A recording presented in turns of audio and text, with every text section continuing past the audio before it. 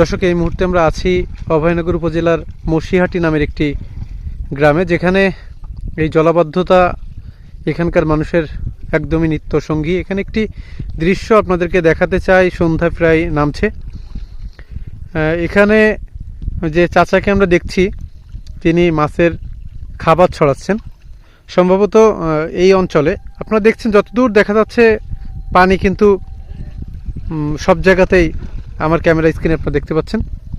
কিন্তু চাচা যেটি করছেন সেটা হচ্ছে একদমই এই এলাকায় তিনি কিছু মাছ ধরার ফাঁদ পেতেছেন, সেজন্য তিনি এখানে খাবার ছিটাচ্ছেন যাতে মাছ এই অঞ্চলে আসে এবং তার ফাঁদে ধরা পড়ে। চাচা, এমনটাই তো নাকি? খুবই একটি চমৎকার দৃশ্য বলবো কি কষ্টদায়ক দৃশ্য বলবো জানি না। তাদের এই বর্ষাকালটাই তাদের জন্য একটি কষ্টকর সময়, তেমনটাই দেখাচ্ছি আপনাদেরকে ক্যামেরার পর্দায়। সবাই সঙ্গে থাকুন।